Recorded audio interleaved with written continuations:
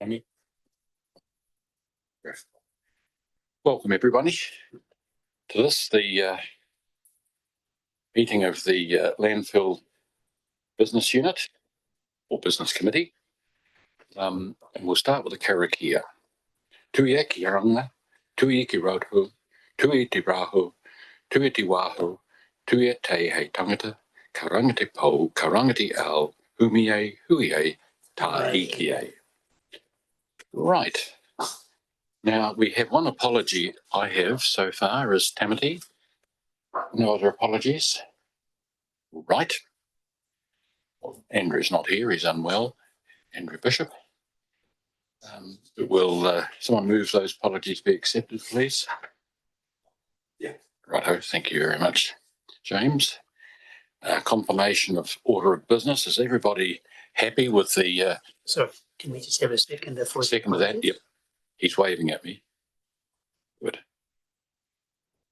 Is everyone happy with the order of business? Do you want to change something or bring something forward because of your program? If everyone's happy, we'll move on from that. Has anyone around the table got interests in the business that's before us? Interests? There's no public forum, is there, Amy? No, and I think we'll start straight in now to the minutes of the previous meeting held on the 2nd of June 2026 this year. You've had a chance to have a look at those. They've been circulated. So would someone be happy to move the acceptance of those minutes from our last meeting on the 2nd of June? Righto, Trinity, thank you very much. Seconder for that, Dean. Right, those in favour will say aye, the contrary no, the ayes have it. Now we'll go on to the reports for today. Then there are a number of reports, so we won't be able to sort of loiter on this, I don't think. There's about 6 or so reports here. And Officer Clark, I would like to lighten your load somewhat by getting you to share some of this, these reports with other members around the table, other council officers, I'm thinking. I'm happy to do that. Righto. Well, can we start with your General Manager's report, please? Update for August 2026. Yeah, so the General Manager report is just an update of the last quarter of the year. I will pass it over to Will to talk about health and safety and environmental stuff, because I was actually on leave a lot of it, and so he has more knowledge of it. Well, page 9 of the thing, there were 200. Yeah, 204. Oh.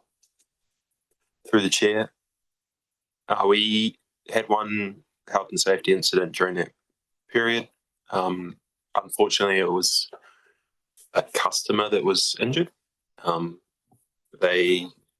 the change to our asbestos handling, we now are doing lift-offs of these hazardous bags of asbestos.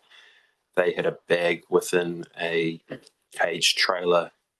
The bag got snagged on their cage trailer while our operator was lifting it out with the telehandler, and they tried to free it, and so their finger got caught in the trailer, and so they needed medical treatment for that. We have spoken with the customer, and they're okay now. They changed our safe operating procedures, so the customers will be 5 meters away and not helping with the snag, and on their side they're going to change their trailer so that stuff doesn't get stuck on it. And so through the chair, the procedure prior to that was that customers shouldn't be involved in it, but they just did get involved at the time. They shouldn't, they shouldn't have got their hands in amongst it, but it needed to. We actually had an induction process for the customers, so that before they're allowed to actually drop their material off, but obviously they hadn't followed that instruction at that particular time. And prior to that, we were tipping asbestos packages out and had a risk of asbestos breaking open. And now we've removed that with this lift off. So that's been really positive. We had a waste conference recently in town, and we're talking about the positives of that. We haven't actually had any ignition events over the last quarter, but we did have the major fire with our customer's truck. So that was a truck-related fire, and it tested our emergency response. So there was positives to that. And odour's probably the big challenge for us over the last quarter. We haven't noticed more odour on site, but we're getting more complaints, reported texts from our neighbours. So it's been interesting in terms of trying to verify odours, and on, is it 8 occasions? On one of those occasions, I could smell landfill odour up on our ridgeline, weak landfill odour, but not strong, terrible odours or anything. So we haven't changed what we're doing, but we're just trying to track it and report it.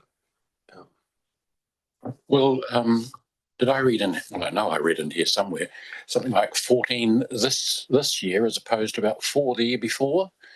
Is that correct, or are a few numbers out there in here? Yeah, so the logging of complaints by our neighbours has ticked up.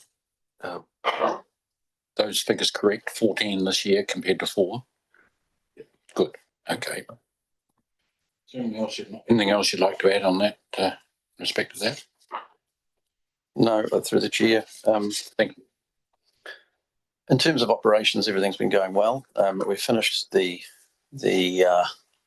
transfer station project, and it's complete. We recently, so not at the end of the year, but after that, we received the new truck with the hook bin. So the transfer station is now running as it's meant to. So that's a good thing. Getting that done is a big step forward for us in our management of waste on the site. So in terms of compaction, everything's running well. The compactors are running well and achieving high density. So again, that's a good thing. And there's no real significant issues at York Valley. At Eves Valley, we did have a rain event while I was away, and we had an overflow of leachate during the period. That resulted from the alarm system not sending an alarm. Will and the guys were watching it in the evening, went to bed, but the alarm didn't come. We didn't get an alarm through when the pond level got high. So there was a failure in the communicate or the alarm system. You went out there, probably you can tell the story about responding in the morning, got up at 6 o'clock and saw that it was high, and then had to get out there to try and resolve it. So. Yeah, through the chair. So this Eves Valley overflow was pretty disappointing, and there was a Swiss cheese, multiple things going wrong, the alarms and our pump not being commissioned properly. But during that event, we had flooding in Brightwater. It took us 2 hours to get from Nelson to East Valley just to work out what was going on. So that was an issue, but we've since increased our storage capacity by, basically doubled it, added in a tank farm. So we're expecting that to be able to back us up for these large events. And then we still have, when the floodwaters aren't in the way, tankering is an ability to clear leachate. Okay. In terms of gas emission management, we've been running both the York Valley system and the Eves Valley system has been running and pumping some electricity out to the grid, which is great. The York Valley system has the hospital's been using more gas. They've got both boilers running on gas now, so that's ramped up the amount of steam. So if you see the table in the graph, it shows the steam production being increased. It's actually higher than I was expecting, so we're not entirely sure why, but they have been pulling as much as 700 cubic meters an hour through the system, which our contract is for 600. So it's quite a considerable amount more than the contracted amount, but at the moment that's okay. So, in terms of risk, we're talking about risks in here. A couple of risks. Obviously, odour being one of those risks that we've highlighted. We knew that odour risk in the future is going to be an increased issue as we go higher in the landfill. I think there's also an element of, that there's more clarity around the fact that we're going for a resource consent extension at the moment, and that may be influencing some of those things. We, as Will said, we haven't changed our operations in the landfill. Everything's running well. We've got the independent odour person goes around and can't detect odour on, outside of the landfill basin. So we're not sure of what's the situation there. We do get notified of what I feel like are quite low-level events compared to, and if that is happening, then it's still a valid event. It's just the FIDOL test, frequency, intensity, duration, offensiveness. Those are the tests, and that doesn't necessarily meet a threshold.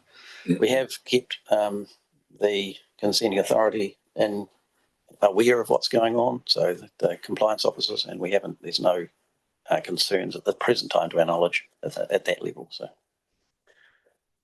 in terms of consenting, we obviously the landfill has around about 1.5 million cubic metres of airspace, which is enough to go past the end of their landfill consented life. And obviously, we're in the process of developing that consent application for extending the life of the landfill. And so that is one thing that we need to keep, moving forward rapidly, to get the momentum there so that we can essentially maximise the utility of the landfill and apply for that extension in a timely fashion. From a finance perspective, we ended the year in surplus of $1,061,000, compared to a budgeted deficit of $500,000 in deficit. So it's about 1.5 million above what we were budgeting at the start of the year, principally around the additional revenue we got from Eves Valley by lowering the fee of contaminated waste, and then that increased the amount we got in. So that was what we were intending to do when we lowered the fee last year, to allow more waste to come through the door, and that resulted in the outcome that we were hoping for. We can't expect that outcome to continue for a long time, because part of this would have been clearing backlog of stockpiles in the region to some extent. So we shouldn't bank on having significant, amounts of that material this year and next year. Potentially it will back off as those stockpiles get cleared. And that's largely it. I think we had a good quarter. And other than that, that health and safety incident was obviously really disappointing for everybody. And but it's improved our procedures on site as a result of it. Thank you, Nathan. We'll take some questions now if you've got them. Prindy. Thank you, and through you, Chair. Thank you for your report. I guess I just want to go back to those 14 complaints. I guess for me, the question is, are the complaints coming from the same residents, or is this a widespread odour problem that we may have? Because they seem to be getting more and more over this year compared to last. And what correspondence do we have if we find that there is no odour? How are we communicating with the complainants? First question. Thank you. Will, would you like to respond to that, please? Through the chair, we have requested that our neighbours lodge complaints through the Nelson City Council's magic system, and they aren't doing that. Most of all of these have been just texts received to me, and so I'm logging the time, the content of the text, and my response to that. My response has generally just been thanks for letting me know, because if you say more than that, it opens up lots of questions and bits and bobs. We could be more disciplined on forcing it through that customer portal, but on the response piece, in terms of verifying, trying to get our independent odour assessor out if it's a rational time of day or if he's available, calling him. And now, since there's been so many that are unverified, trying to get the council compliance officer out there So I've spoken to her and they're going to come out, but I need another example, obviously. So if I may further to that question, Certainly. so have we changed our practice for, so are we doing anything that's out of the norm to create anything that would create an odour? Do you know what I mean? Like, are we suddenly closer to that boundary? Have we uncovered to move material around? Is there any, have we covered our bases to make sure our practice isn't initiating complaints? Through the chair, yes, we are minimising our tip head. At the moment, our tip head is as far as practical away from their property. So in theory, the risk should be lower at the moment. And then there's that question of the level of complaint and so to quote the text, terrible odours and all that. When you can hardly detect it and you're walking on the boundary, it's kind of he said, she said kind of behaviour. Okay, So we just got to track it. Yeah, thank you. Another question that I have is about Eves Valley. So we said that the alarms didn't work. Do we do a regular program of maintaining those alarm systems and checking to make sure that there's not a fault prior to obviously when the fault happened? Through the chair, in this particular case, we had been doing some upgrades to the leachate system, and I don't think that the checks on the alarm system had been done appropriately after that upgrade of work. Whether that was because they had, something had gone wrong and it hadn't been reset, or whether it hadn't been tested effectively, I don't know the answer. I'm sorry. It's been fixed. I mean, we've tested it, and we've tested it frequently since then. We've also tested all the pumps and all of those emergency systems, but at that particular time, I don't know the answer. And Will, you'd be more aware of that. I was again away that particular period of time. So, have you got anything more to add, Will? Yeah, speaking. So the alarms are set up through our software guy, and in theory it was set up the same as all the other ones that work. And for some reason, it flashes on the screen, but it wasn't linking. So he basically had to delete it and rebuild it. He couldn't understand the reason for the notification. But since it now works, you can test it by manually lowering the level or set point and get texts and things like that now. So it's working now, but weird why it didn't work. And then there was power being off. So there was a failure in our commissioning of that job, which we've learned from.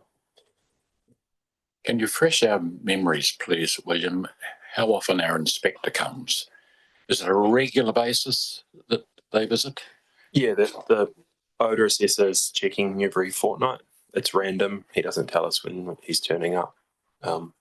So I got an email this morning, so he was in yesterday afternoon. And then also this year I've called him out twice in response to these events. And yeah. So you feel that we're doing all that we can do under the circumstances? Yeah, I think it's an appropriate tool. And what's really good is we've got this longitudinal data set. So we can all say here that we're proud of our landfill and it doesn't smell and you walk up there most days. But when we have a piece of data here, like 14 complaints in a year or in the quarter, that might, on paper, looks really bad. So we can bring out our bit of paper and say, here's 3 years or 3 years of testing with a sample. So I think it's really good evidence for our consent. And we're also gathering evidence by bringing a lot of people to site. And so on the consent front, verifying with these assessments if we're a good landfill or not.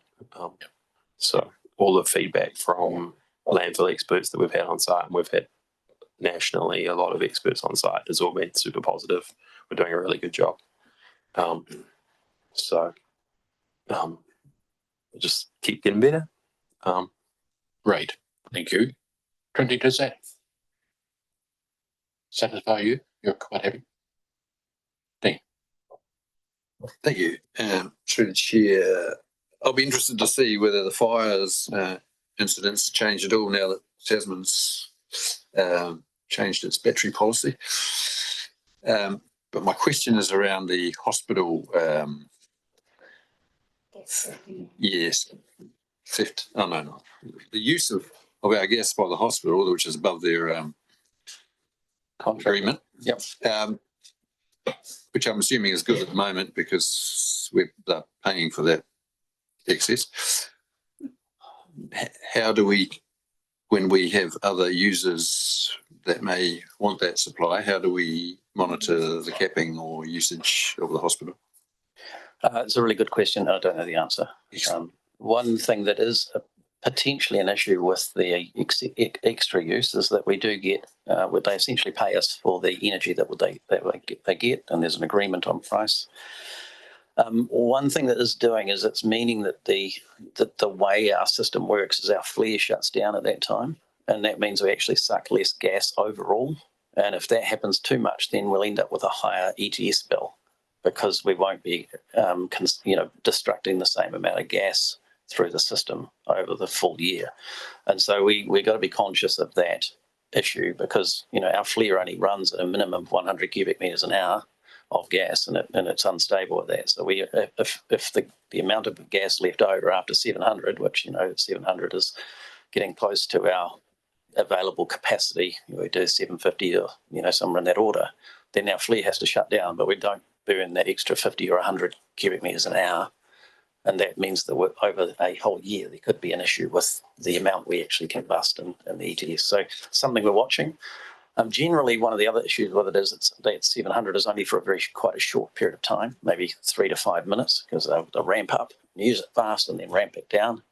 And then that means our flare shuts off, and it's got to go through a whole entire cycle to start up again. So that takes maybe 20 to 30 minutes. And so you've got this disconnect between the way our systems are working. And that's something we'll discuss with the hospital.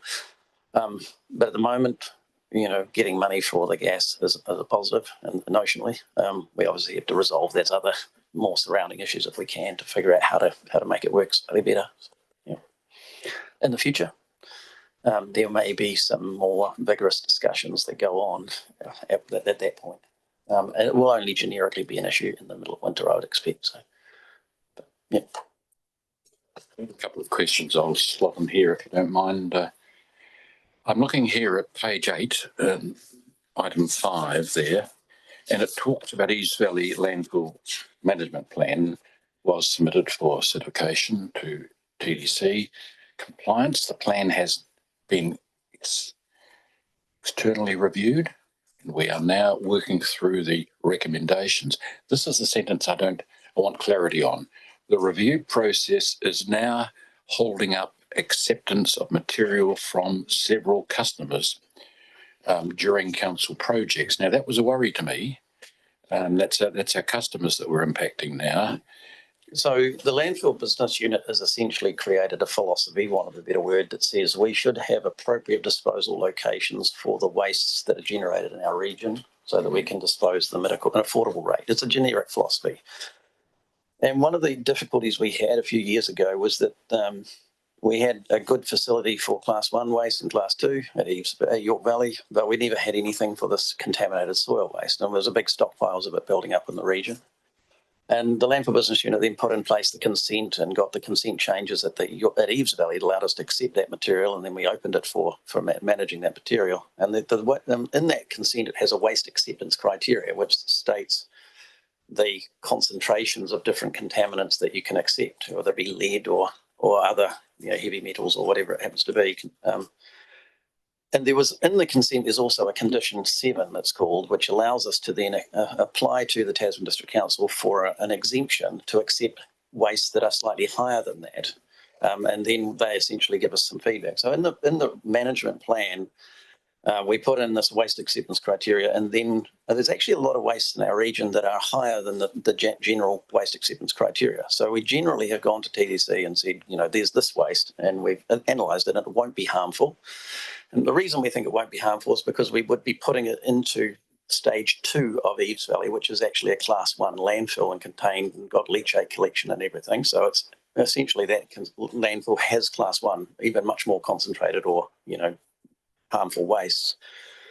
So we're reasonably comfortable it won't create adverse effects, but the consent condition requires an exemption. Now, Tasman District Council are reluctant to use that condition frequently because it requires them to go through and do an assessment. So what we've tried to do is then change the management plan to raise the acceptance criteria for waste that would go into that class 1 landfill space, not into the other areas. And we're waiting for feedback on that at the present time. But now, why is holding up customers? There's a bunch of customers in the community that can't dispose their material because their material is above the class 3 standard waste acceptance criteria that is allowed to go in by right into Eves Valley. And so they essentially have to get that exemption process, or we have to get that exemption to accept it. And that's essentially held up at the moment. That process isn't working. So that's the stall, and that's the issue that we have right at the moment. So we're obviously trying to work with Tasman to unblock that. It's not the waste people, it's it's the soil science and the compliance end of in TDC, and it's their job to do this. I mean, I'm not trying to complain about it. It's just something that we are trying to manage. We have had a review done of the landfill management plan and the waste acceptance criteria by, I think, 2 separate consultants to look at what those criteria are and what the harm might be. But we haven't currently got a resolution to that. I think it's quite serious. Are you keeping in touch with the customers? I'm not saying you, but you. Yes. You are on a regular basis, because Yes. It must be frustrating for them. But also, I notice council projects are impacted as well, so that should send warning bells to. Well, Will can answer this to some extent. I'm just looking over at him now, but he's not looking at me. Would you like to say something, Will, or? It's been challenging.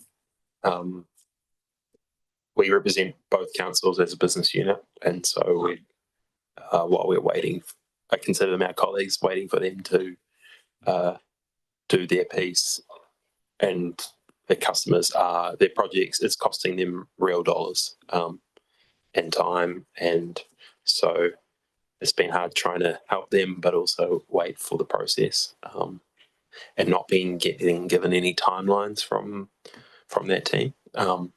But other than making calls and emails and giving them time, there's not a lot we can do.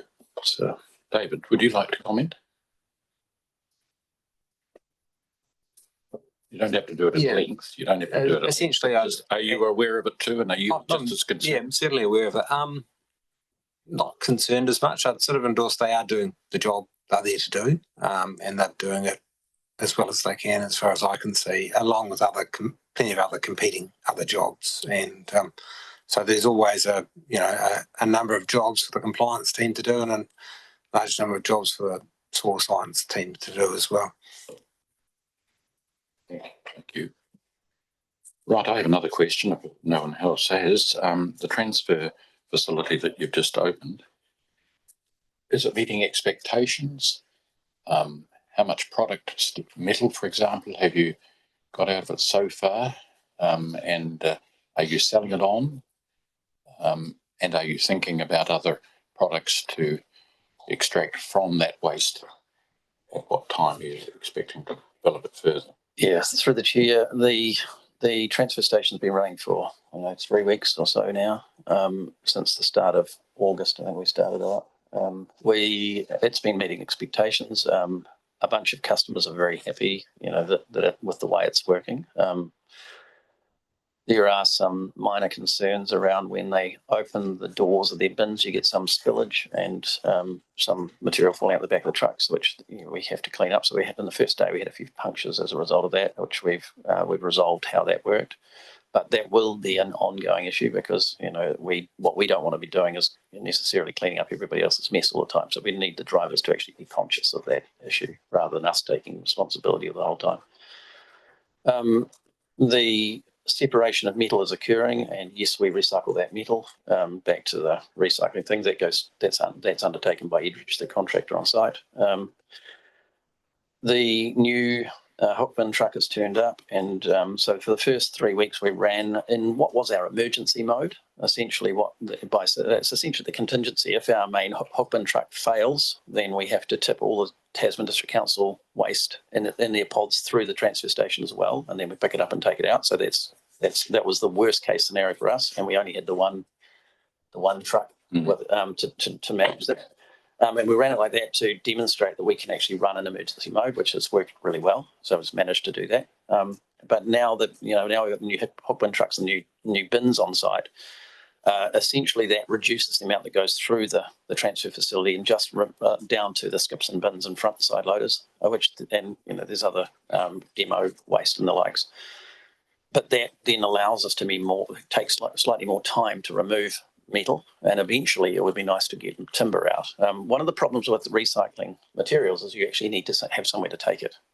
So metal, we've got an outlet for that already, but we'll need to create or identify outlets for these other materials as we separate them so that they can go to other locations and not go into the landfill. So there's no point us separating it and then just having to put it back in the landfill because we have nowhere for it to go. So part of the process going forward will be to try and understand how we can reuse that other material, whether it be for firewood or whether it be for something else. If it's wood and pellets and other things, then there's other options for that. But at the moment, metal separation has been done. I can't tell you the tonnage, sorry.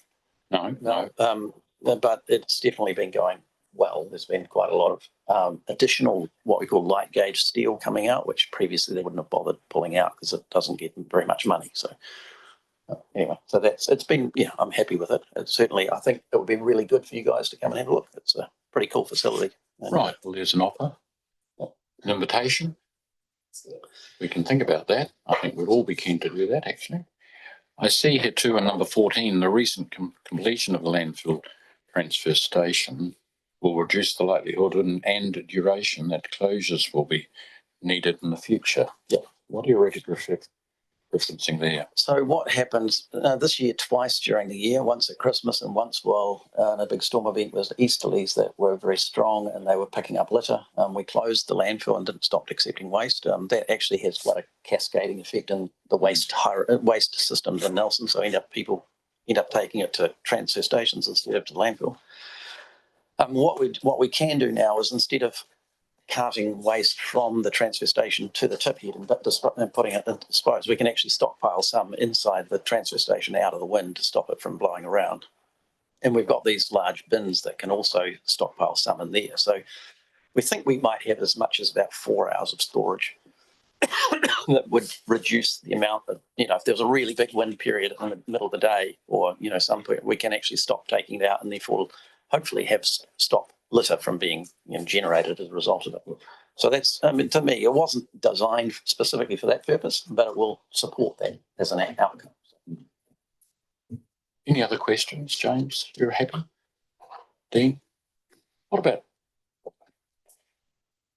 brooms and things? You're talking about people picking up their own rubbish, their own mess and that type of thing. But are we thinking a little bit about this as well and providing good, solid brooms to the system? We have shovels and brooms and all that stuff sitting hooked onto the walls right beside it. So it's all set up for that. Part of the reason that we're conscious of it is because there's also a safety impact of people moving closer to the edge and managing their waste. So there's a bunch of interactions there that we've got to be conscious of. So it is something that we are focused on. Right. If there's no further questions, I think we'll move on. And someone like to move that we accept the General Manager's update report for August 2026. Dean, would you like to move that? Okay. And do we have a seconder? James, you'd like to second that? There's no debate or no further discussion? If there isn't, we'll put the motion. Those in favour will say aye. The contrary will say no. The ayes have it. Now we'll move on to the second report. Carry over. Yeah. Through the chair, the second report is the carryover report from the capital expenditure that wasn't expended last year, financial year, and bringing it over into this year.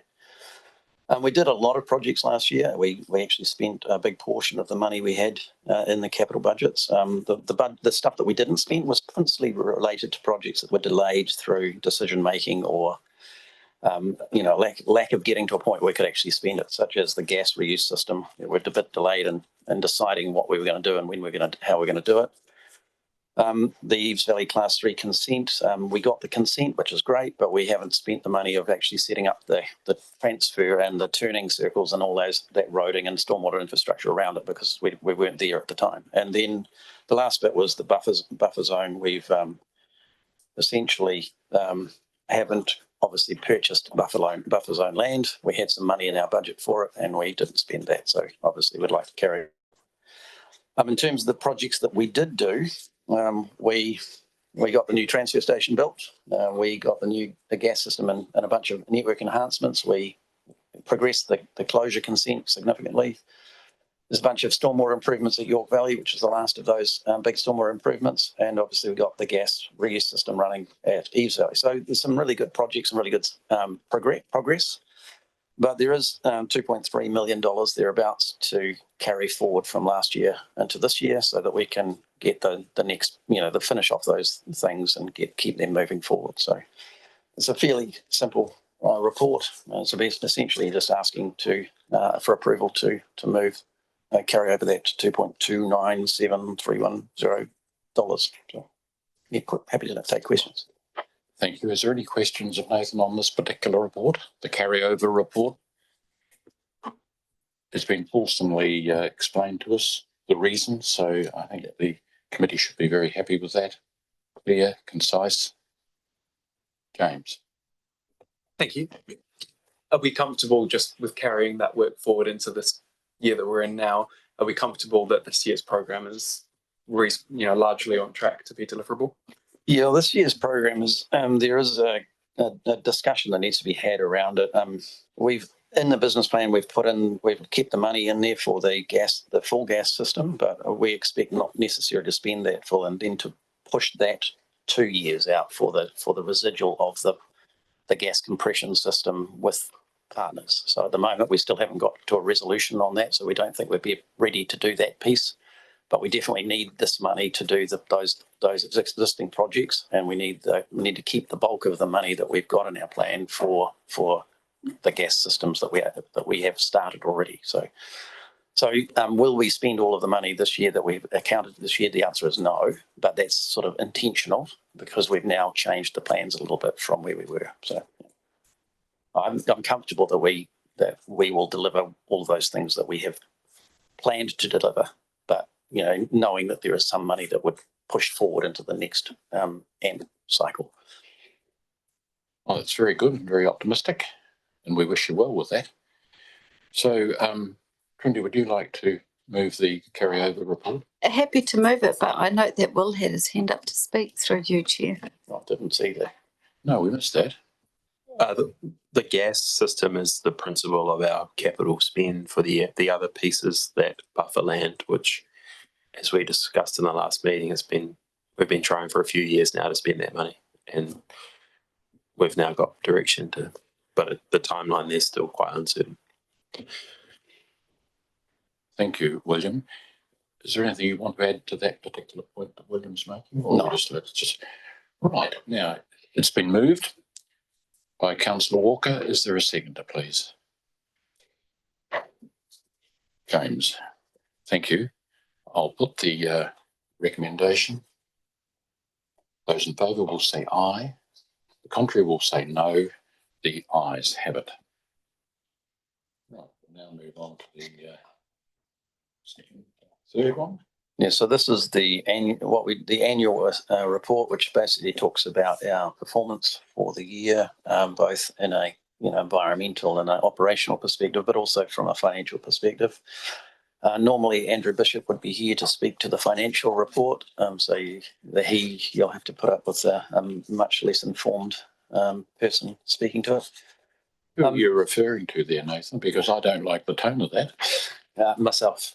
No, well, you can withdraw and apologise to yourself because there's nothing wrong with your ability to tell us what's in that report. So from a landfill perspective, I've talked a little bit about what the landfill in terms of what we've achieved in the general manager's report earlier. It has been a very successful year, in my opinion. We had an income overall of 23.4 million, for a net surplus of 1.06 million, which was above budget by 1.6 million thereabouts. So that was a great outcome. We thought we were going into the year, we might have been quite constrained.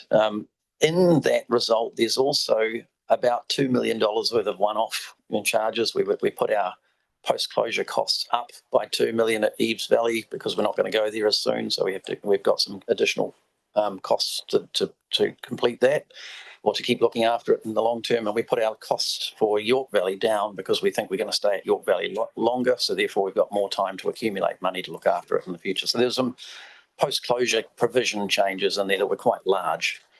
And they did influence the end of year result, but we ended up with a good result at the end of the year.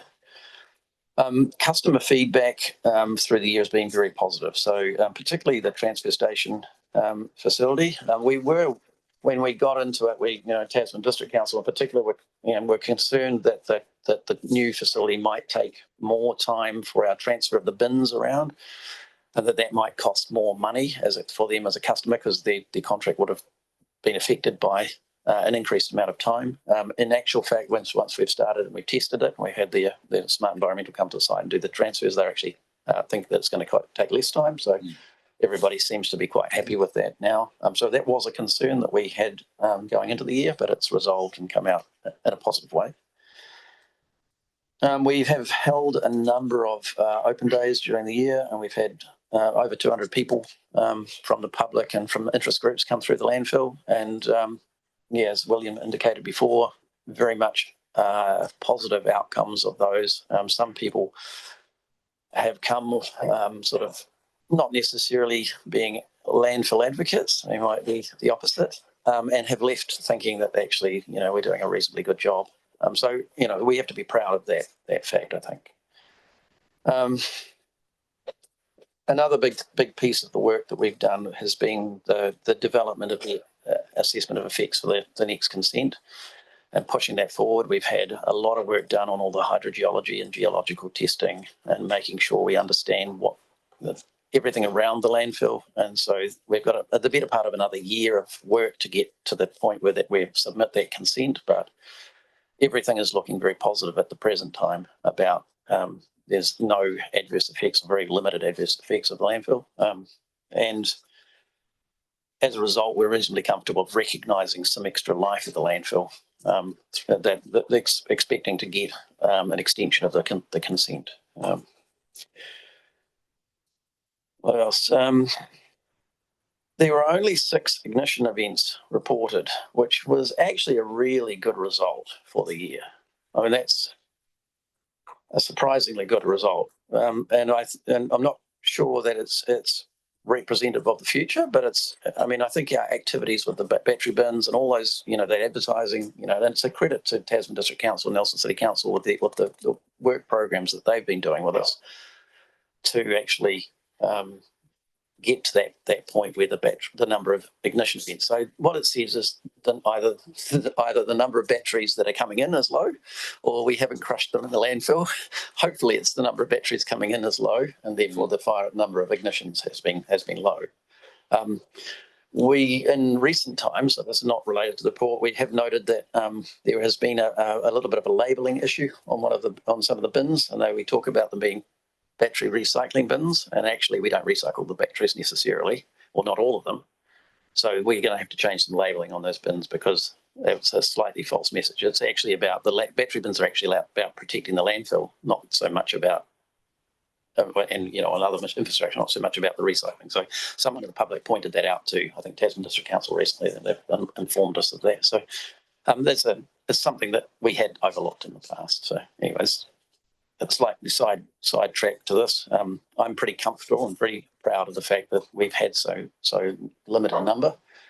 We did have, however, one truckload of material come to the landfill and be emptied because it was smoking, and they were worried about it being. I don't think they found the source of that, so they don't know whether it was a battery or not. But certainly the number of events in the region are still, they're significant events when they occur, or can be significant events when they occur. And as we talked about before, there's been a couple of wind events that hadn't occurred in the past with litter, and we've shut the landfill, which is a response that we hadn't previously made prior to this year. But hopefully this transfer station will resolve and reduce the number of occurrences that might occur. In terms of waste tonnage, we got 74,000 tonnes, I think, of Class 1 waste into the facility, and we got about 25,000 tonnes of Class 3 waste, which Class 3 was obviously significantly higher than we had budgeted for, but we were expecting that because we lowered the fee. What else? Finances, as we talked about before, we made a surplus. That's a positive thing. Yeah, I don't know. Answer, take any questions. Right. Well, thank you for that. And it's a very, very good year. It's just come to a conclusion, and the report explains that very clearly to all of us. And I hope the message gets out that we are running that landfill, York Valley landfill and Eves Valley, in a very professional manner, very businesslike and professional manner. And I think that comes through in this report. And I just want to, on behalf of our members, our councillor members around the table, congratulate you, Nathan, and your team for the excellent job you do, the professional job you do. You're running a very important business and you're doing it very, very well indeed. And so thank you very much. Can that be recorded in the minutes, please? Are there any questions of Dean? Do you like to? I do have one or two. Is this allowed, Mr. Chair? Can you just explain to me the point 37, which is about the provision for closure? Why the changing dynamics there and what that means? Point 37. Okay, post-closure adjustments. Yeah. So what we do, sorry, that's on page 30 of the agenda.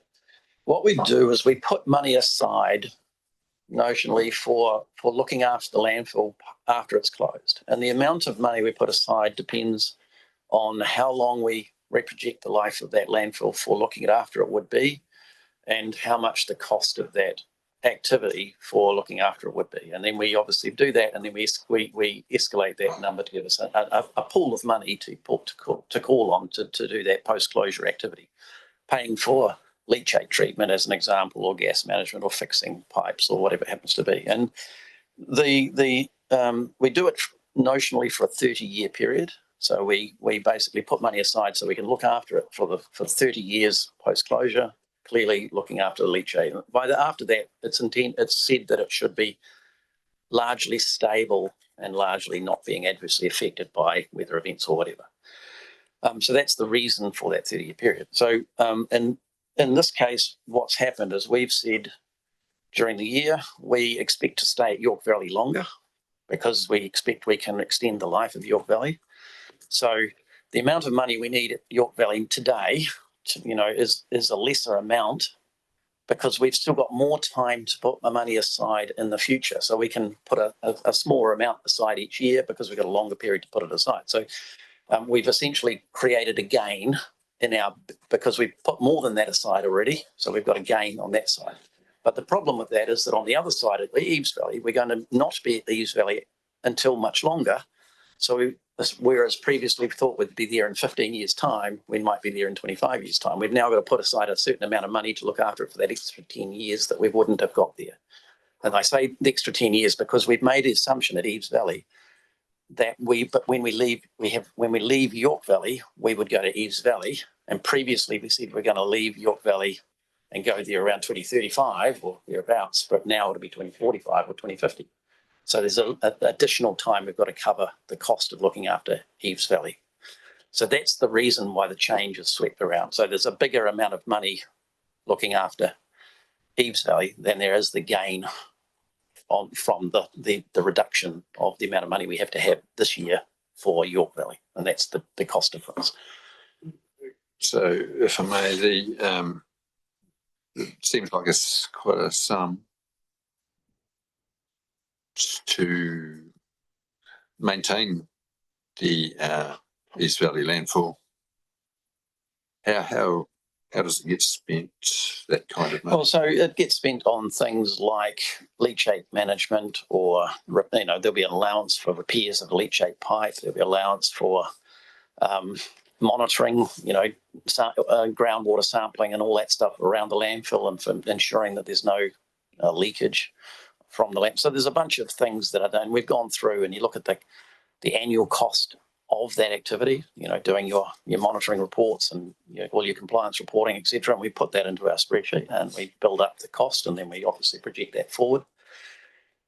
We make some assessment of what risks that we have. We put an allowance on a risk, and similarly, we make some sort of contingency factor for some sort of failure that we need to accommodate, and then we come up with a number. And it's a best guess based on the information we have available to ourselves at the present time. I guess so. The other point is, for example, the York is going to have these costs once we've closed it, but it's also going to have the income, yes, for X number of years. So I'm just trying to balance up how much we're putting aside in an account versus how much we could just day to day. Well, it's this is a question that would be much better for Andrew to be able to answer, because there's an accounting standards or accounting rules that need to be, and I don't understand or know the specifics of those accounting rules. Generally, Andrew's position, when I talk to him about it, is that you recognise your issues as soon as you understand them, but you don't recognise your gains until you've realised the gain. So it's like an accounting arrangement. So in this context, we're actually recognising the gain at York at the same time as we're recognising the consequential cost at Eves. And in terms of how much of it can be done out of operational costs, well, that's another thing. So at Eves Valley, as an example, we will be generating revenue from our Class 3 activities, but those Class 3 activities are not the cause of the leachate or the groundwater monitoring issues, etc., that we have. Though leachate and those things are related to the Class 1 landfill that is not currently closed. So it's all about where do you draw the boundary of around the costs.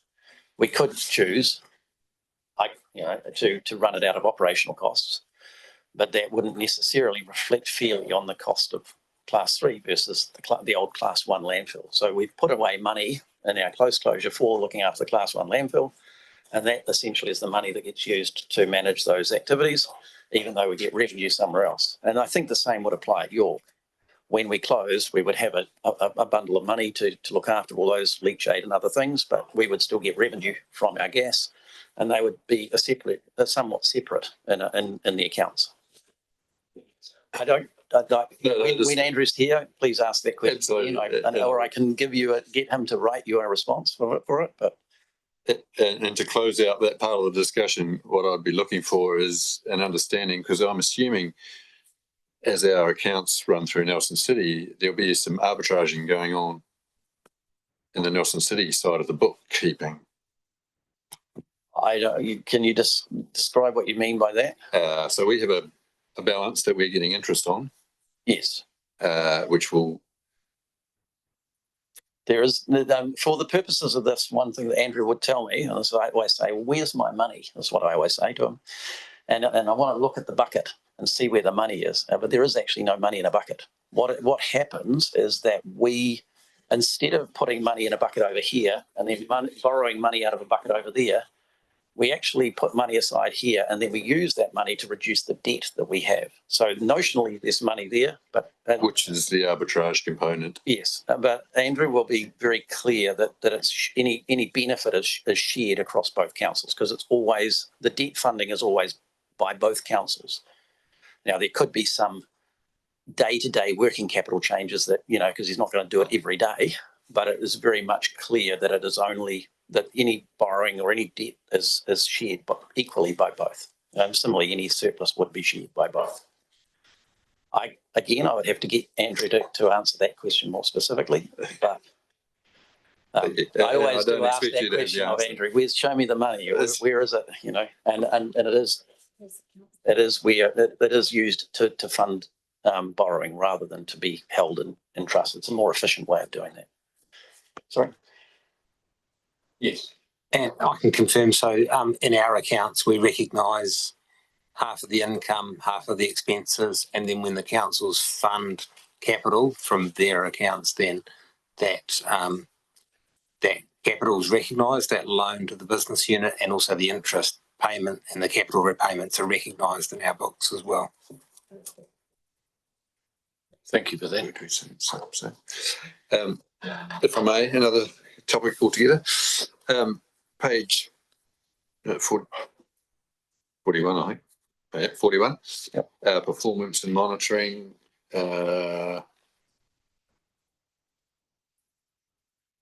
There's a bit on the green side. However, there are ongoing delays on governance document reviews. Yeah, so that we started a process of reviewing the NTRLBU governance documents. There was, that's gone round in circles a few times. I personally don't exactly know where it is. It doesn't stop us from undertaking the business effectively. But I actually have to talk. Alec might have a better understanding of where that might sit than myself. I mean, to me, it doesn't change the performance of the landfill business unit. We have achieved what we needed to achieve. But Do you want to repeat that question so Officer Levertis can respond? I guess it comes down to the Tauranga situation where reporting wasn't happening to the governance level, apparently, in the landslip situation. So I think there's two separate issues here. Alec, I don't want to answer on your behalf, but the first one is the governance documents, and essentially they're just talking about the setup of the joint committee and how the reporting structures and stuff work. I don't see those as being. And the second piece, I think your question is, does the information that you as governors need to know get to you? And I'd absolutely be confident that, these reports today, we already talk about risk. It's something I'm very conscious of to make sure that I point out risk to the Joint Committee. And similarly, I point out the level of health and safety issues that we are experiencing, actual ones, and that so that it's very clear what the level of us. And I hope that you guys are considering those. And if you don't think they're appropriate, I'd like you to take me to task about it. But that's certainly something I'm very strong at making sure that this committee understands the level of risk that it's involved with. Through the chair, the only thing I can say is that I have full confidence in all the information that's presented to you, either at workshops or as part of this report, that you understand the risks and that anything that comes up, we report to you immediately. I don't think we withhold any information on any aspect. So I do honestly believe that the risks are clearly articulated. And I know in my regular discussions with Nathan that where there are issues, we raise them and they are in the public domain. So I'm fairly confident about that. We won't find ourselves in a situation where we are withholding information. No, that's not how we operate. Yeah, and I don't, like I say, I don't have a problem with the way things have been done, but when I read something like that, then it does flag that is something that we should pay attention to. And I also wanted to give you a bouquet for the review of our gas collection system. That's among the best operating systems in New Zealand. So that's a wonderful news for both us and you. We, interestingly, part of our resource consent application was to get some independent party to come in and analyse it. And they actually had to change their model and change some of the factors of the model to get it to match our facility because we're above what they would normally see. So from that perspective, we're really proud or happy. We have had some vigorous debates about that model because the way they do their model says you cannot get more than 80% or 85% capture. There's just some arbitrary discussion that they just say you can't do it. And we, so what they've done is change other factors to match it rather than say, well, you are getting more than 85% recovery.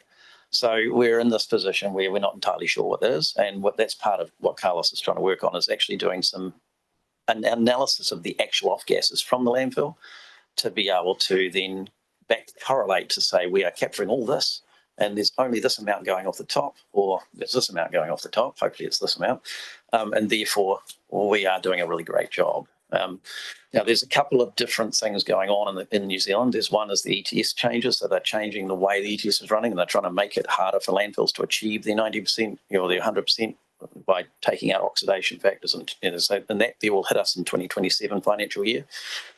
And then the other one is that that is happening is that there's a bunch of people looking at some research projects to try to compare at landfills with other organics processing facilities, and then build up essentially an anti-landfill, my words, methodology. It's quite biased, but at the same and the way they've written about it, I know the people very well because they used to work for me.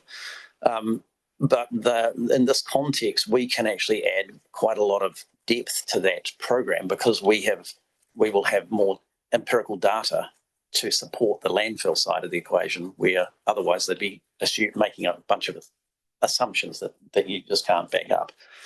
No, and the reason it's important is that a lot of policy will be made based on what the outcomes of some of these reports are. And if it's only one-sided reporting, then you'll get a lot of negative stuff around landfills and push towards other solutions, which might not actually result in a lot of improvement, but might cost a lot of money. So it's important that we actually try and ensure that there's a balanced set of data available for that. So we're trying to ensure that is propagated into that report and that research in the future.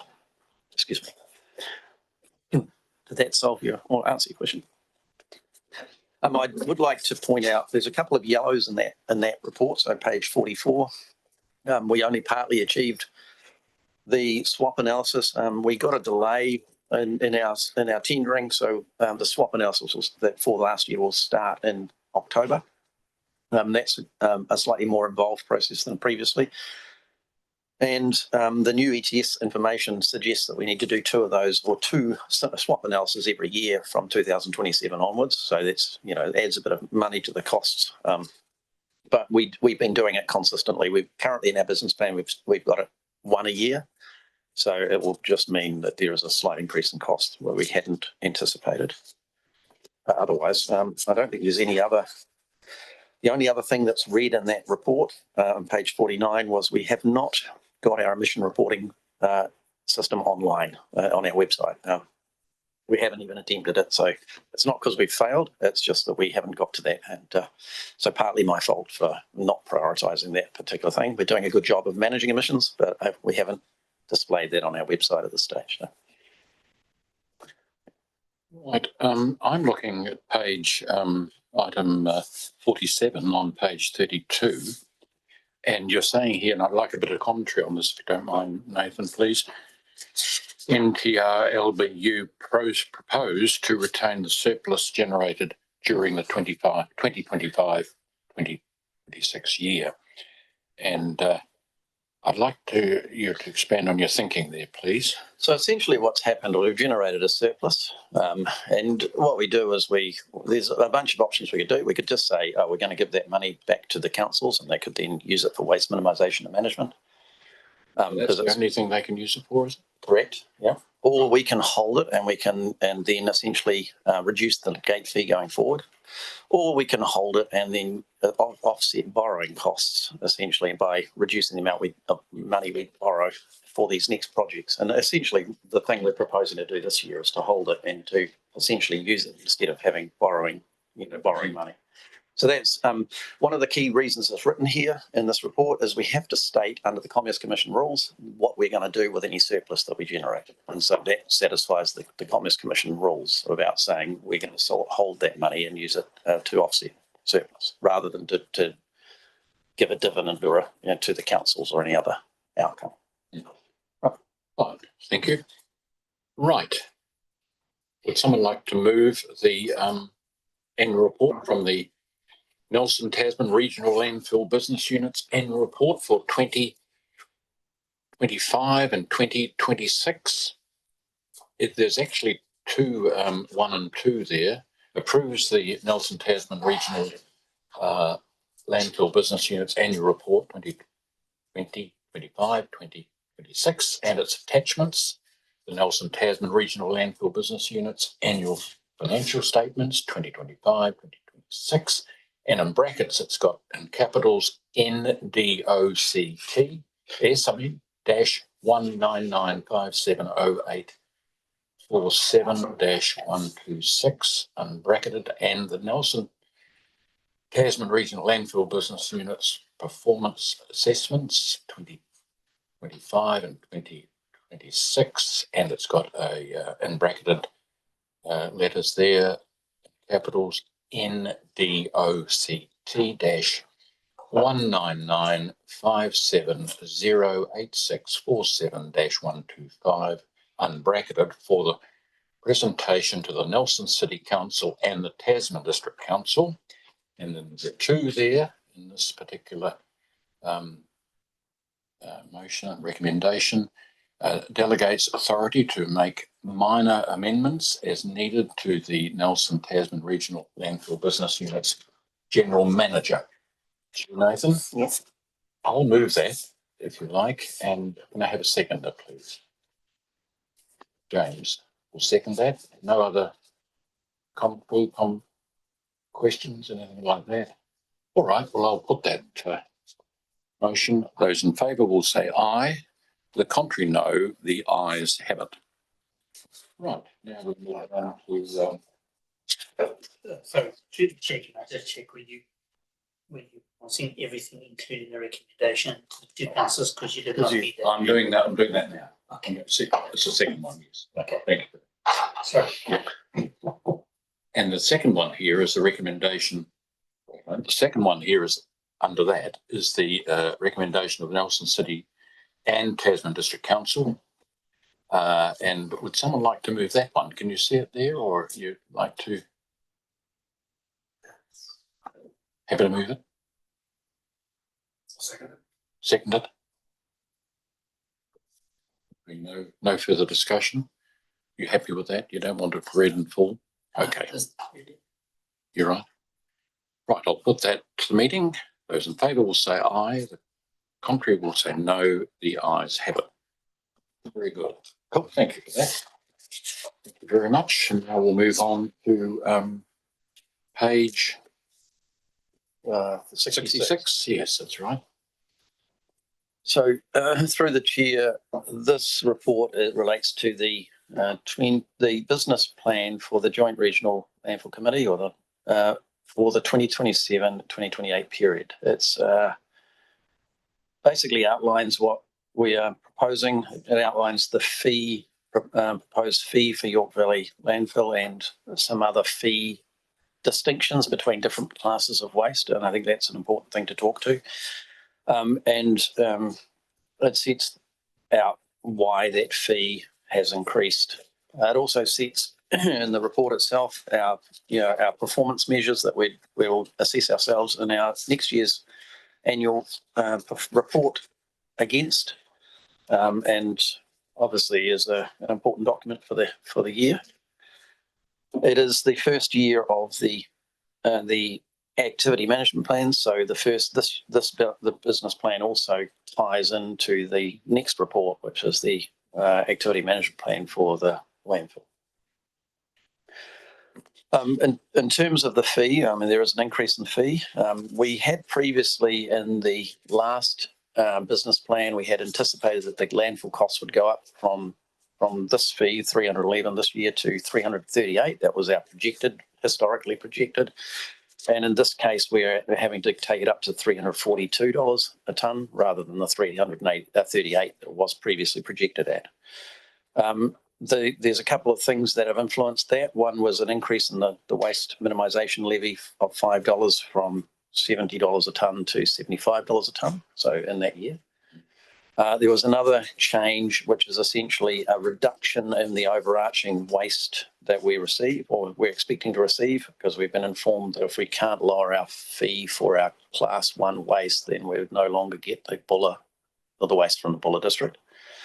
And then, so part of this business plan assumes that we would no longer get that. We're not aiming to compete to try to encourage waste from outside of the region to come to our region. And as a result, we wouldn't be giving a discount to some organisation outside of the region to try and encourage their waste to come here.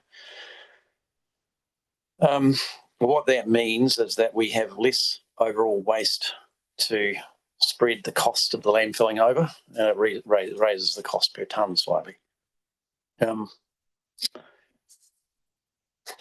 We are in a pretty good position in terms of the way we've got systems set up. But one of the things that has arisen through the market over the last year is that some waste is leaving our region. So class 2 construction demolition waste is being essentially generated through projects in our region, and it's being leaving the region because it's cheaper to go to Reefton in particular for disposal at a private landfill in Reefton. So one of the things that we've chosen to do is to lower the fee for class 2 waste at York Valley.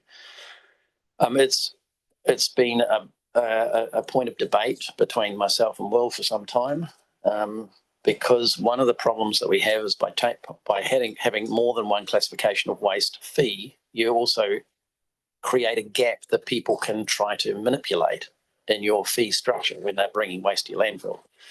So if some truck comes in and if he reports that it's class 2 waste or construction demolition, he pays less than if he reports it as class 1. And so naturally, we'll have to be much more vigilant about controlling waste and the validity of waste when we've got more than one fee for waste coming through. We already have some things like that for light wastes and other things, so there are some fee distinctions, but this is a big number. It's a $250 a tonne compared to $311 a tonne, or $342. So it's a big number, and so it will have more incentive on people to potentially try to manipulate the system. The reason we've chosen to do it is that if we leave the fee the same as our class 1 rate, and it goes up to $342 a tonne in the year, then it's a significant incentive for people to remove waste from the region and take it elsewhere. And if most of that waste were to go elsewhere, the effect on our gate fee for class 1 is actually a lot larger than it would be if we subsidise or if we essentially have a lower fee. So that's the justification around that, and it's one of those things that we've grappled with a lot through the development of this business plan. Overall, again, a lot of our costs are fixed costs: interest, depreciation, waste disposal levy, LDL. Those things that we can't control specifically. So I think 73 or 75% of our costs are essentially related to those things that we don't directly control. And the other things like our operations contracts, we can manipulate them a small amount, but we actually have a contract in place, so we can't change that enormously anyway. So we don't even actually have a lot of levers to pull to lower the cost of landfilling. The levers we are trying to pull is by generating additional income, generating and selling gas, selling soil or dirt from the landfill when we do excavations to fund other projects, those sorts of things to reduce the costs that we incur or essentially to generate more revenue to then offset some of the costs. So that's where we've been focused, and that's the things that we can do, and hence the engine project, etc.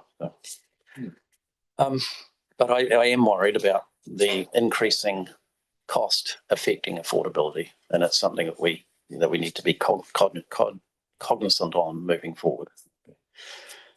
Open to questions. Not just at the beginning, the centre we'd on to revenue earning through selling on energy, electricity or something of that nature. Or partnering, as you mentioned in one of your reports, with other businesses to sort of get some revenue coming in, the better it'll be. That'll, over time, definitely lower prices for the gate. Yeah. So with that to look forward to, and things are happening at pace, aren't they? They are, certainly are, yes. Okay. Thanks, Mike. Thank you. Does the class 2 waste cost less for us to manage within the landfill, or is it equal cost? Essentially equal cost. It uses airspace in a similar way. It is still an ETS generating material, so we still have to pay the ETS levies and stuff on it. So it is just us trying to manage market pressures and market competition in the market essentially. And if we choose not to, then that a material amount of that material goes outside, of the region to other disposal facilities, the effect on the gate, the class 1 gate fee is higher than it would otherwise be. So, it's just us trying to de-risk the price going up even further. I think that's the right call. Long term, is there anything that we can do to provide class 2 waste services at a more affordable cost to us? The short answer is we could create a class 2 landfill, but it will actually cost us more overall because we'll have to then operate another landfill. And so, we could try to open up East Valley to do class 2 and 3, but then we'd be exposed because that ETS covers the class 2, then we'd have an ETS bill for all of the waste, including class 3. So, yes, you could try and separate them, but in this case, we're basically saying the best answer at the present time, given our modelling, is that we should just accept it at York Valley, and just accept that we're getting slightly less money for it, even though it seems counterproductive. It is a lot better than not having that extra $250 a tonne for that material. Yeah. And another one: does the waste disposal levy from central government vary depending on class, or is it equal across the board? It varies depending on class, and then class 2 is lower than class 1. So we would potentially get a benefit, and one of the reasons that a lot of these the waste industry is quite dynamic at the present time is that there's a lot of class 2 landfills being developed around the country because waste is the levy is cheaper, and so people can then charge a lower rate. So, as an example, we expect that a lot of class 2 material is left out is not going to Cape Valley anymore. So that's going elsewhere to other class 2 facilities that have been developed, which means that Cape Valley are now looking for other waste to fill up their finances and their revenue. And then that's essentially meaning that they can consider whether or not they want to get Buller waste, as an example.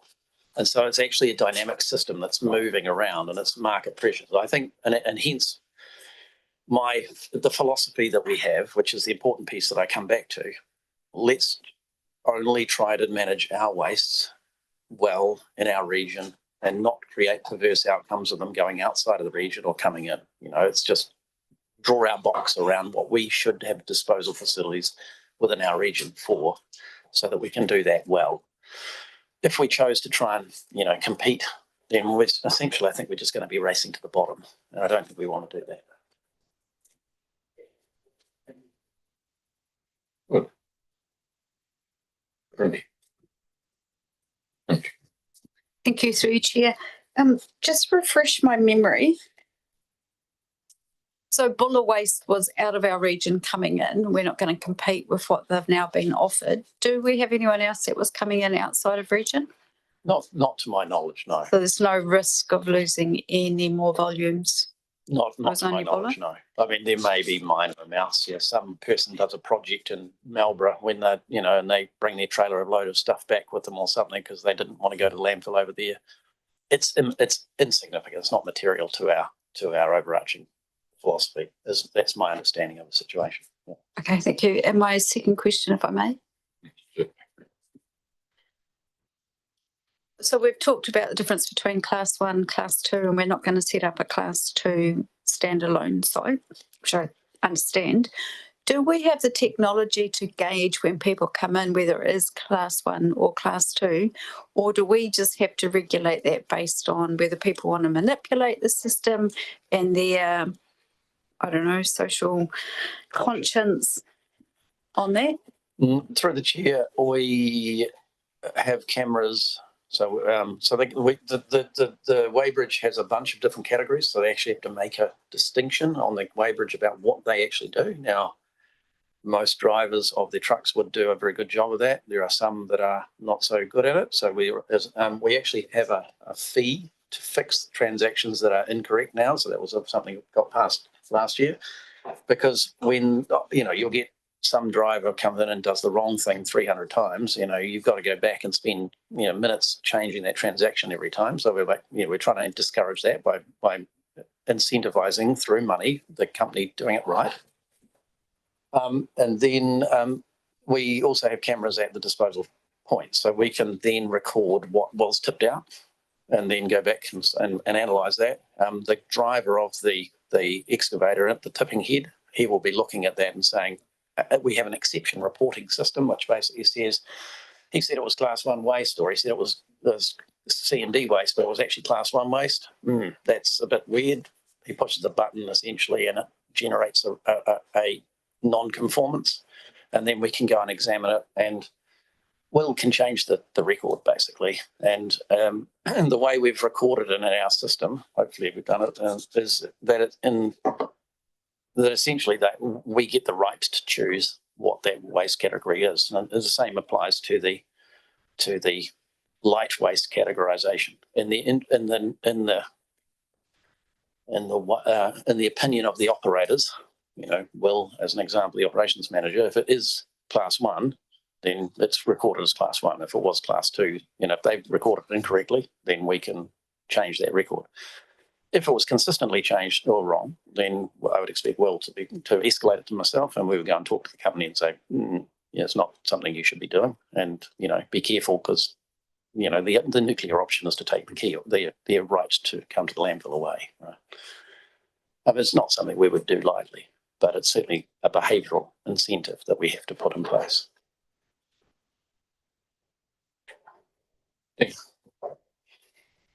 So kind of on that note, as you said, you've got a bunch of different categories that it can fit into. If I rock up there in a truck and it's like, well, actually, I'm not really sure. It's not like the screen is quite not very informative as to what each category actually entails. And if I've got something that's a bit not really sure. So firstly, I'll get Will to answer that one. But secondly, there is a radio there, so you can ask for help or ask for advice. So, but Will's the one that's having to resolve these sorts of issues, so he's probably a better place to answer it. Well, I think yeah, we've had some debate about this, because it is going to be a super challenge to administer this class 2 fee. We're also going to have to potentially bring in, the same way we do with special loads, some sort of permitting to say, get agreement that it is a class 2 up front to put the resistance on it. Otherwise, everything's going to be demolition. But in terms of the product codes and all that, it is written on the screen. They can ask questions. At the moment, it's flipped the other way, and most people are picking light waste or managed load, and so they're picking a more expensive code, and it's changing it backwards. But with this new piece, there will be the gaming come to play. Like as a truck driver, it really didn't make too much difference to me where I selected, but like I say, what's on the screen is kind of not very informative. If you had more of a chart on the wall and bigger print that you could actually read and a bit more detail, it would make it easier to go, oh, that's probably where I'm going. Okay, feedback. We can easily change that now with the new software. Can't do pictures, but we can change the descriptions. And we've got a flow chart. It's like PDF we can give to people, but it is translating it to driver speak is a challenge. Yeah, and through the chair, that's the kind of the point I'm making. Like, you can send that to the company, but flowing down to me, turning up as a truck driver, I may not be that well informed. And it's like I'm making a decision. So if you had that PDF or whatever type chart on the wall, that would make it a bit more obvious to where I'm supposed to be going. Easy. Yeah, we'll definitely take that feedback. Absolutely. Yeah. Okay. Additional question? Is there any more questions? There being none, we will move this particular one, the business plan. You see it there? Is it on the screen? Yes. James, would you like to move that? 1 and 2, or do you want it all together? Emily, do you think? Take it all together. We'll take the whole lot together rather than break it up. And the recommendation at the bottom there as well. So if you'd like to move that, Councillor Hodgson, that'll be helpful. Second, Trinity Walker. Thank you very much. I'll put that. Those in favour will say aye. The contrary, no. The ayes have it. Now we move on to no, it was open the whole time. That mic on. Right. Now.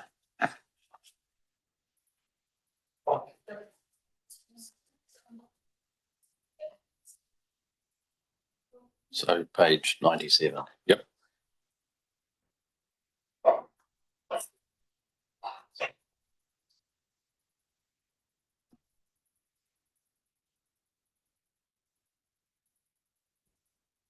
So Righto, if you'd like to start on this one, this is the Activity Management Plan, the AMP. Thank you. So through the chair, every 3 years, obviously, we do our update to our 10-year plan. This is our update. We do that generally in advance of the two councils doing their plans so that they can essentially embed our plan in the back of their plan. So it's important to get the timing correct. We're getting it to you so that it's essentially sufficient in advance of theirs. This plan essentially is a draft. You can ask me to change it if you don't like it. We would, if you adopt it, it's adopted for presentation to the councils and for their review and feedback. And then we would take their feedback and obviously consider whether that was appropriate and then adopt that or not. And then it would essentially go back to the councils at the end of that. And then if they are then consulting on the LTPs, then it would go out to consultation and then go back through that another iteration. So it's a fairly long-winded process. Essentially, it's been prepared now, but it is 1 year before this, essentially the start of this period. So things like interest rates and stuff assumed are potentially quite different to what they will be at the start of the year when we get there. So there's definitely room for things to be different when we get to the start of the year from what they are now. And this particular plan is for the 10-year period. So we're also projecting forward through that period and trying to, create an understanding or an outline of what we think waste flows might be, what might happen to us during that period of time, and understanding, different revenue streams or costs, etc. So there is an element of crystal ball gazing in it as best we can, trying to base our future projections on what we know today. We have, in this plan, we've included quite a bit of capital expenditure, but mostly related to gas management at York Valley. And compared to one of the things that we were asked to do by the councils was to focus on renewals and reduce the amount of capital or maintain it at the same level as the previous plan. So not spend more or ask for more money than the previous plan than 3 years ago. We've achieved that, and in this case, we've achieved it quite well. And I can't tell you the page because we've managed to push out the construction of the Eves Valley landfill by 10 or 15 years, which means that the funding that would have been required for that is no longer in this 10-year period. It allowed the overall capital costs for the landfill to come down. We have included in here funding for, and so the actual, I can talk to this, but there's a table right at the end, which is actually, quite an important table on page 204, which talks about the landfill fee and the different fees that we're proposing to charge over that period of time. And then also the gate of the costs associated and the revenue streams, and then the capital expenditure, which is on the bottom of that table. So the critical or the key capital expenditures are gas management, buffer land purchase, and and then some other stuff around the landfill consent and the extension of some work to, assuming that we get a consent for the Gully 2, for the extension of some work to start setting that up at the end of the period. Overall, I think it's a good plan. Essentially, it keeps us in York Valley, keeps us collecting and selling gas, and develops that gas sales further. And during that period of time, it also supports the council's ambitions for waste minimisation and management throughout the process. But it doesn't do that on its own. It's more in combination with the councils through things like swap reporting and the like. So, yeah, I'm more than happy to take any questions. It's quite, there's a lot to it, and it's always hard to dig into it. I think uncertainty wise, I mean, a big chunk of our uncertainty in this plan was things like the waste volumes we're going to actually receive, whether we have Buller or not. I mean, that's a fairly recent change that we're expecting. We built that into this plan. We can't foresee future regulations or government, at central government level. So we've just assumed that current rules apply, but it's quite likely that things would change at that level as well. Thank you, Nathan. My question is, first of all, and you've just mentioned Buller.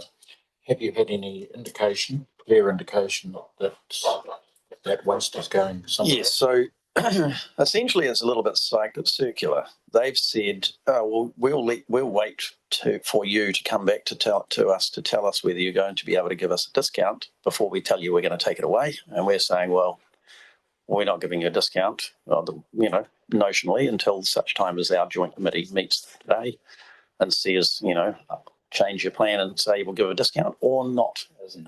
Currently, my understanding is that not is the outcome. At which point we will go back this afternoon and tell them there's no discount coming, at which point they'll tell us they're going to take it elsewhere. And so my expectation is it will go elsewhere. They may.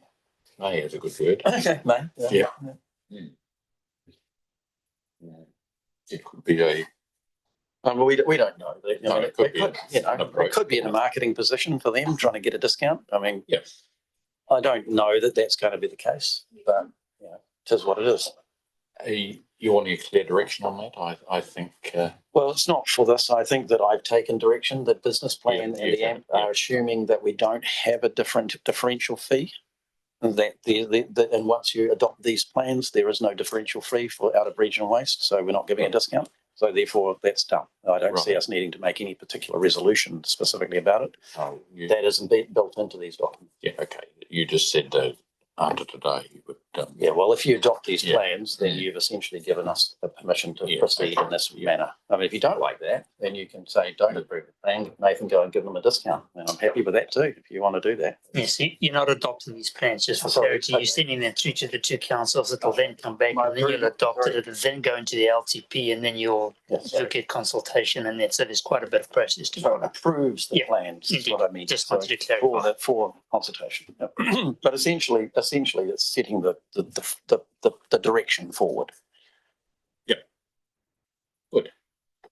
Thanks for that. And in that AMP, there is provision for land purchase. In the AMP, there is provision for land purchase for buffer zones for York Valley, yes. There is. Yes. And how are we handling that? At the present time, the intent is that the Nelson City Council's property team will get involved in assisting us to look at that buffer zone purchase. Are there any other questions? Brindy. Yeah, thank you for the work that you put into this and through you, Chair. I guess having sat here and listened today and acknowledged that, we've had more complaints in the last year and probably nothing of our own doing, to be fair, from what I've heard. Do we have a contingency plan if our resource consent wasn't to go through based on the environment that we're now facing with these ongoing complaints and whether they're recidivative from the same couple of one resident or not? does your AMP clearly steer us if that was not successful? God willing, it's the You're case. suggesting a plan B, are you? So through the chair, part of the reason that we are expending all reasonable efforts to get our application forward as fast as we can is so that in the event it was turned down, we would have time to do a plan B. We don't expect that there would be a need for that. We have an increasing number of these odour events, but those odour events currently have not generated non-compliance, right? So that FIDOL test is a consideration of non-compliance. So we've only ever had the compliance team talk to us once, and that was some time ago. So at the present time, odour or litter aren't sufficiently, I don't believe that they're sufficiently large an issue that would preclude us from being, would raise a significant red flag about getting our consent. Now that needs to be, taken into consideration along with the buffer zone, work that we're doing. It would have been really nice to have dealt with the buffer zones first and then got a consent. Unfortunately, we're not in that position, so we need to carry on regardless and try and work through those aspects. I was more concerned when we started this program around the geotechnical and the fault line studies and those sorts of things. And so the work that has been done, including, I haven't actually read the latest report that came in yesterday, which talks about the optically stimulated light, something or other of these soil samples that we've done, which show the age of the time since they were covered by soil, so we can try to date when the last earthquakes came through. There's a bunch of stuff been going on. They had to go to Utah in the States to get read. But that will hopefully give us an indication of the frequency of earthquakes in that area and how they affect the landfill stability and the likes. Nothing to date, and any of the experts have raised, suggests that there is any a likelihood of us creating any more than minor adverse effects, which is the test in the Resource Management Act. So in that respect, I can't see a reason why we wouldn't get an extension to the resource consent. I mean, it's still got to go through the process. It's still got to get, have all of the litigation of this done in the public. But at the present time, I can't see a reason why we wouldn't get it. Thank you for that answer. And if I may, my last question for this section is, it's mentioned in there about the risks of the ETS and the increase of costs. How do we mitigate, or, I mean, I know it's crystal ball gazing because it's a few years down the track, but what's our thought process around our risk of that actually biting us? Well, the first mitigation strategy is stay at York as long as we can. And that means that we're not exposed to that risk outside of York, because we basically can offset the amount we remove from and combust and destroy at York against that requirement.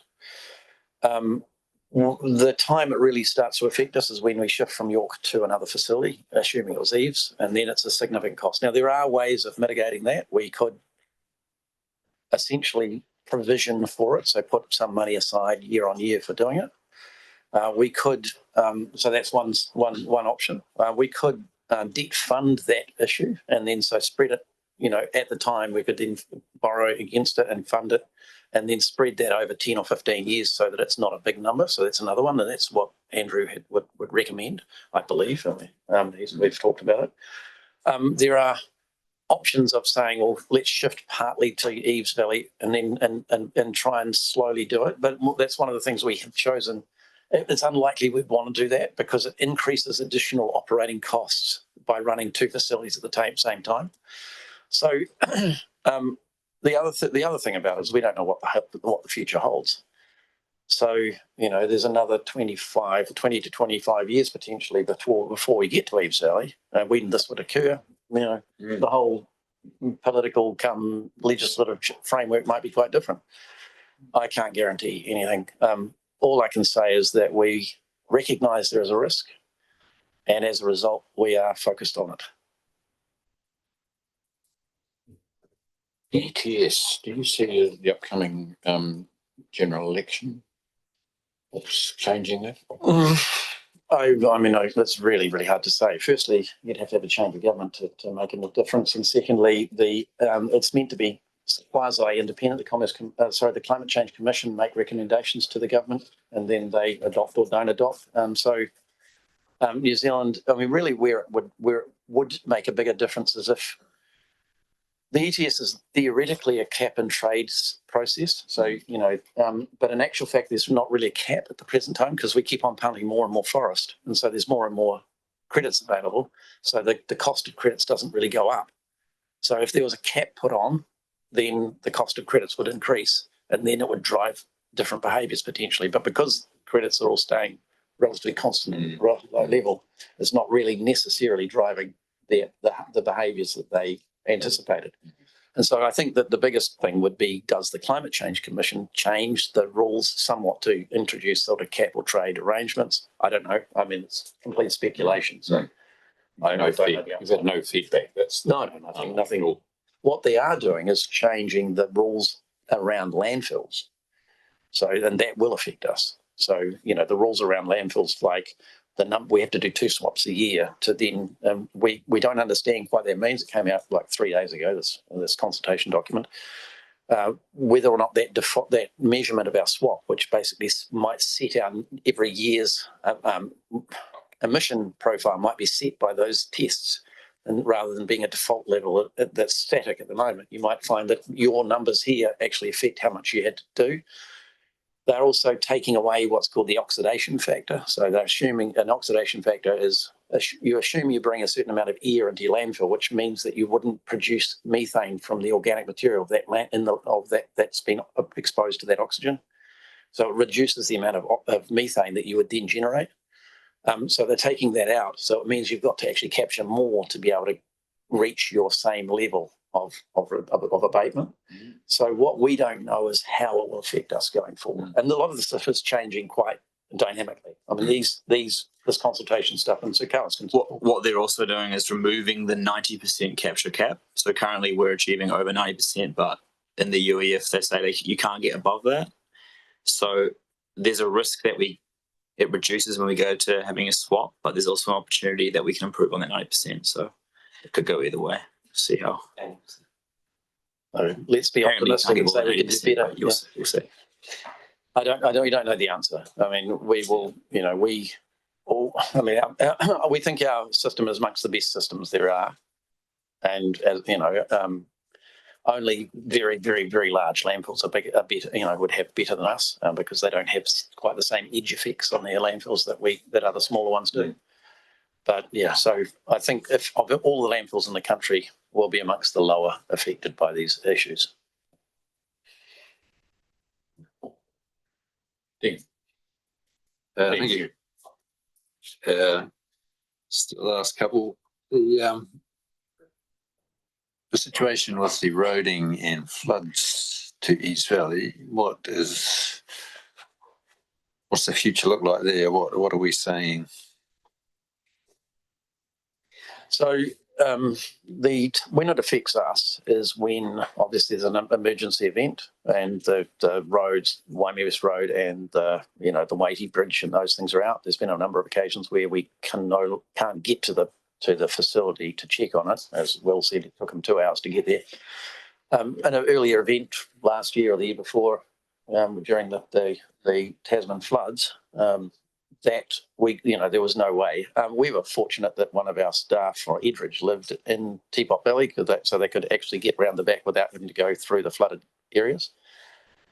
We have invested at the Eves Valley landfill in measures to mitigate these issues. So we put in the box culvert and we did these things to allow us to get onto the site rather than have to go through the ford.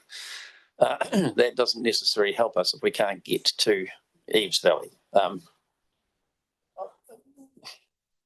I could turn that round and say, what is Tasman District doing about its roading? But I don't know the answer. And at the end of the day, right at the moment, we have Nelson City, we have the York Valley landfill as our primary landfill.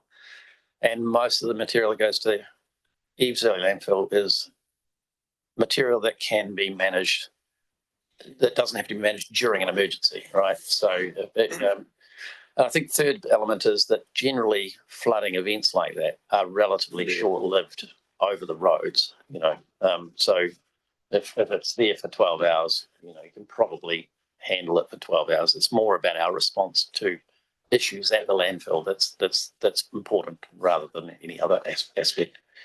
I was just thinking that if it is an issue, then we need to raise it sort of now because we'll need a bit of lead time to address it. Well, I think from a 25-year horizon, absolutely, we need to make sure that the Easley landfill would be accessible at all times if it was the primary landfill for the region, or when it becomes the primary landfill, if that were the case. But right now, I don't think it's as important. And a final question for me, 176 on your sensitivity of key assumptions population chart. Just trying to understand. Very low population is $427. Very high is $321. So essentially, what we do in our assessment going forward is we try and look at sensitivity, and we try and do what if this, what if that, and what we've done here is we've said in the event that we didn't get the low population growth, we didn't get the growth that we thought. So there was a very low population growth estimate. And I'm not sure, there's a table, if you look back in the, in the report itself, I'll try and find the graph that projects forward those different growth scenarios, which is, I think, on page 144, then that will affect the fee. And so I don't know what the numbers specifically are. It'll be in the report somewhere what those numbers, those scenarios and sensitivities were. It is basically saying that the biggest increase is related to the LDL. If a 5% increase per annum versus changes in population will have a 16% up or a 12% down effect. But the LDL going up 5% a year would change it by 24%. So, it's established the scale of the impacts, whereas things like the ETS price only has a 0.5% effect on our overarching, land gate fee. So it's just I'm trying to indicate an idea of what's the most important factor in our gate fee costs going forward. I'm just trying to understand how low growth. So what low growth means is that the increasing costs through escalation or through through CPI adjustments, etc., will not be overcome by the increasing growth of the population or the waste that's getting taken to the landfill. And so what you're seeing is an increase in price because it's not being compensated for. The JWMP is intending that you reduce the amount of waste per person, but we do assume that there's more people. So there's two compensating factors in how it would go. So does that satisfy you? Thank you. Other questions? James, you all right? Thank you. It's not a great question. I'm just like looking at the final page, the financial details table. Yeah. It just doesn't feel right to me. I know that's not a great way to express it, and I think it's because it feels very flat at my first glance. And I've been around for 4 years on council. Things have not been flat over those 4 years. So, first question would be, is this uninflated or uninflated? Okay. Yes. So it is uninflated, and it assumes static LDL and static waste minimisation levies and those things. So because there's no clarity around those, what they're doing going forward. If the government had said, in 2029, we're putting in the waste minimisation levy to 80, in 2030 it was going to 85 and something, then we would have included that in here. But because there's been no guidance on that, it's assuming the current status quo. We haven't assumed that it's going to go up. We don't know what it's going to do. Hence why, if they change the rules or change the regulations or change the input, then this will change. That's just the way it is. I suppose I just look at it and I think the probability, it's not my area, still getting my head across a lot of this, but the probability that for example, in 2033, that our gate charge will only be $2 more than it is today. I'd almost go as far as to guarantee that that's not going to be the case, as much as I'm sure many people would like it to be. And I guess that's my problem with it, is it might send a signal to, I don't know who dives this deep into these documents, but someone might think, well, surely council would have known, or the councils would have known that wasn't going to be the case. Yeah. So, I mean, I can make any forecast that you want me to make, but I don't know, right? And that's part of the problem. I can only go on the data that I have available to me. At the present time, central government has given no indication that's going to put up the waste disposal levy, and local councils have not given me any indication that they're going to put up the local disposal levy, even though there is a possibility or a probability that will occur. So I have to go on the basis of what I know. It's also uninflated, so it doesn't include, CPI adjustments going over time. So obviously this would adjust year on year because of CPI adjustments. And so I agree, it's unlikely that the day, that would be 346 in 3 years' time, because CPI would have adjusted anyway. So, but this is the way the accounting is done for us to then project forward the numbers. So I don't know how to otherwise do it. Sorry. Thank you. That's Andrew would be better at answering the rules around it. William might want to weigh in. Through the chair, Andrew did answer this question at the Joint Council's workshop, and the crystal ball piece that we can't allow for what we don't know. And also with the Commerce Commission piece, we aren't allowed to put in fat to cover those things. Plus, it would be unfair to put that in now, and yeah, it's messy basically too. And I know this is maybe a little bit sensitive around, particularly because of the Commerce Commission element to all of this. But do we do any forecasting around, if you're running a business, you might say, well, I'm selling chairs, and in 10 years' time, I expect that competitively chairs might be worth this much. Do we do any kind of forecasting around what it might look like if our waste was at, if you were to inflate that 366 amount 10 years from now, would that remain competitive, or could that, based on our forecasting for what might happen in other regions, result in waste coming in or out of the region? It's a really good question.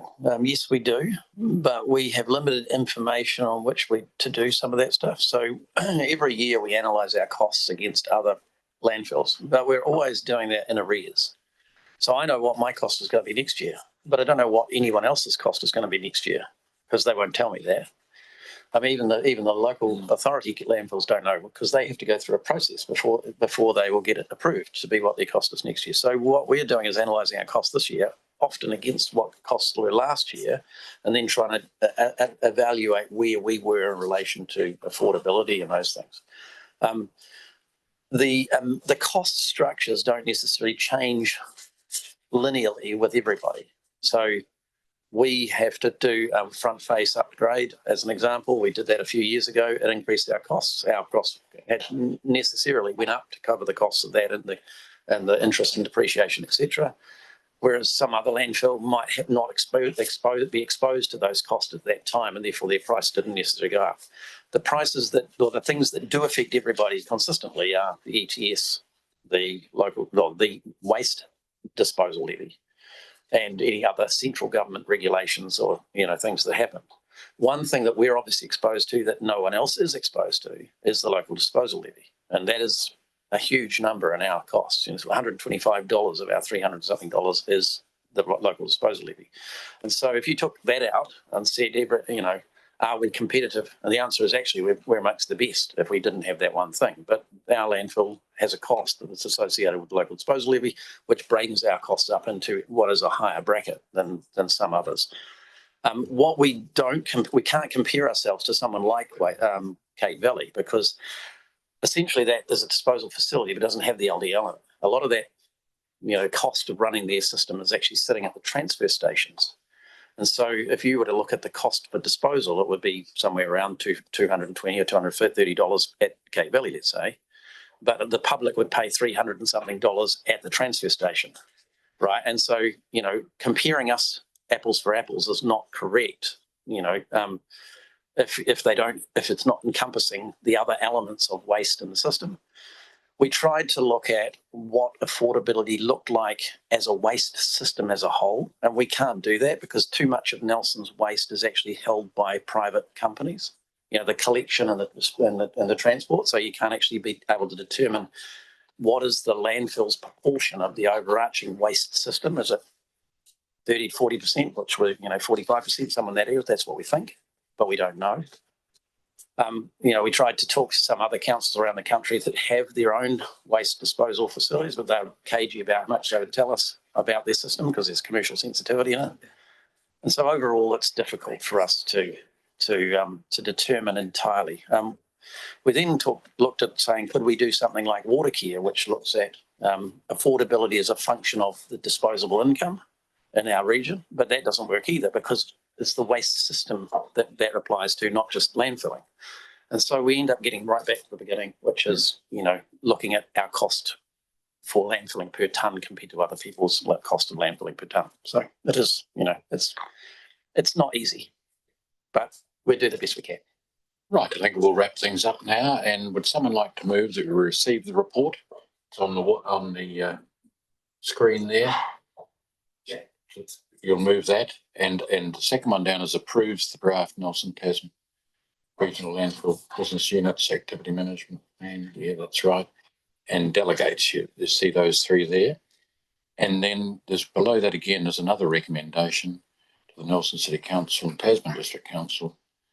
Nelson City and Tasman District Council receives again the draft and will review and feedback Nelson Tasman Regional Landfill Business Unit. So if you'd move the 1, 2, 3 and then the recommendation number 1 there at the bottom, that would be great. Councillor Hodgson has done that. Have we got a second of that? Good. Thank you, Dean. Councillor McNamara. No further discussion, debate or anything like that. I will put the motion. Those in favour will say aye. The contrary will say no. The ayes have it. Right. Well, thank you very much for your attendance today and all your inputs and those that have presented so well. Yourself, Nathan, William, Carlos. We will now close with a karakia. Tuia ki runga, tuia ki raro, tuia ki roto, tuia ki wahu, tuia te here tangata, ka ronga te pau, ka ronga te au, ungi e, hui e, tarai ki e. Thank you, everyone. Thank you.